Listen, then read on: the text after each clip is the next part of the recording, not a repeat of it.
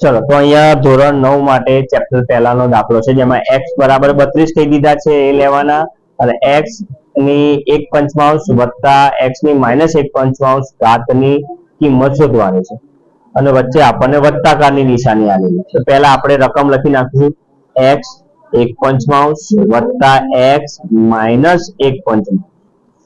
હવે આપણને x ની જગ્યાએ શું મૂકવાનું 32 તો પહેલા 32 મૂકી દીધા અને ઉપર 1/5 કરી દીધું વત્તા ફરી 32 x ની જગ્યાએ શું મૂકવાના 32 અને -1/5 એની એક ઘાત મૂકી દીધી.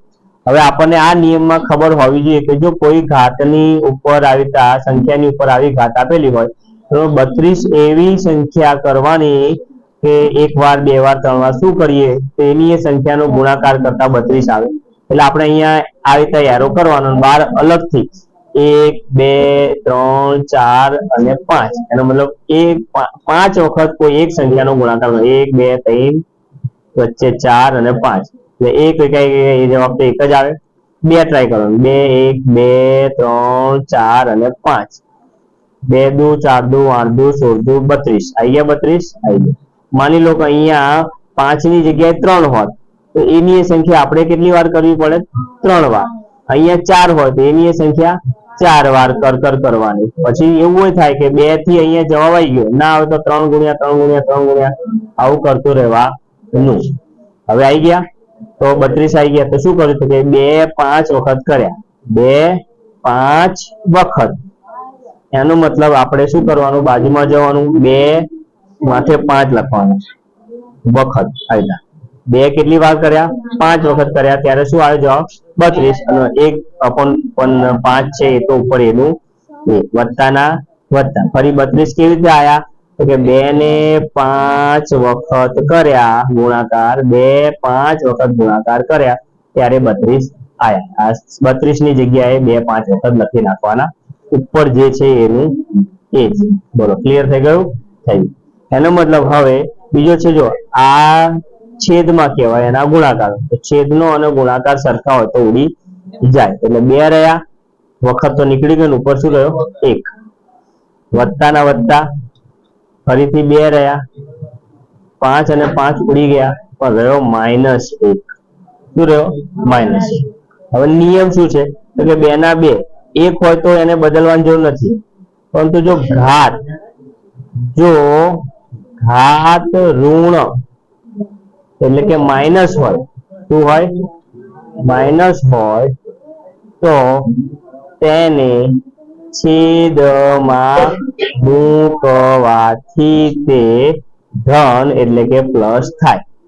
નિયમ શું ઘાત કેવી છે માઇનસ હવે આને પ્લસ માં કર્યું હોય તો એક લાઈન કરવાની ઉપર એકડો મૂકી દેવાનો આખું બેઠું નીચે ઉતારી દેવાનું એટલે જે માઇનસ હતા એ ક્યાં જતા રહ્યા નીચે જતા એટલે પ્લસ થઈ ગયા. શું નિયમ પ્લસ ને તો પડી રહેવા દીધો પરંતુ જેની ઘાત માઇનસ હોય તો તેને છેદમાં મૂકવાથી જે ધન થાય એટલે આખે આખું જે હતું ઉપર એકડો મૂકી દીધો એની 2 ઉપર 1 મૂકી દીધો એટલે માઇનસ હતો શું થઈ ગયો પ્લસ થઈ ગયો.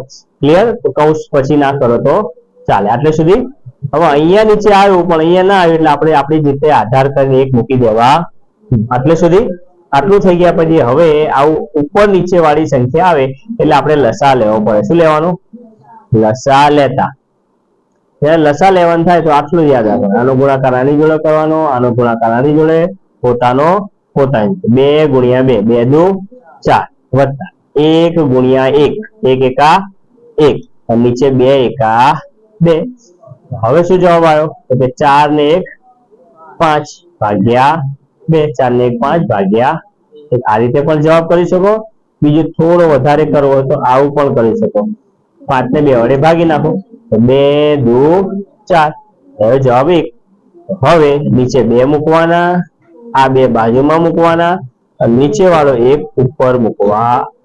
આ પણ જવાબ સાચો અથવા આ પણ જવાબ સાચો. ઠીક છે ફરી સમજાવી દઉં. જ્યારે ઘાત આપેલી હતી બંનેની એક પ્લસ હતી ને એક માઇનસ હતી અને કીધું x ની જગ્યાએ શું લેવાના 32 તો 32 લઈ લીધા બંને જગ્યાએ લઈ લીધા બાજુમાં જતું રહેવાનું 2 ગુણ્યા 2 ગુણ્યા 2 ગુણ્યા 2 5 વખત કરે તો 32 આવે એટલે એ જે સંખ્યા હતી એ અહીંયા મૂકી દેવાની. 2 5 વખત કર્યા તો 32 આયા. બીજું બધું એને મૂકી દેવાનું અને 2 5 વખત કર્યા 32. 5 5 5 5 બંને ઉડી ગયા એટલે 2 વધ્યા, માથે એકડો વધ્યો. 2 વધ્યા, માથે -1 વધ્યો. -1 એક ઘાત માઇનસ છે એટલે એને નીચે લઈ જવાથી પ્લસ થાય. એટલે ઉપર એકડો મૂકી દેવાનો, આખું બેઠું નીચે ઉતારી દેવાનું. આ થઈ ગયું. પછી લસા લેવાનો. લસાનો નિયમ શું? આનો આની જોડે ગુણાકાર, આનો આની જોડે, પોતાનો પોતાની જોડે. 2 દુ 4, 1 એકા 1 અને 2 એકા 2. 4 ને 1 5 ભાગ્યા 2. આ પણ જવાબ, અને વધારે કરવો હોય તો આ પણ જવાબ. Thank you very much.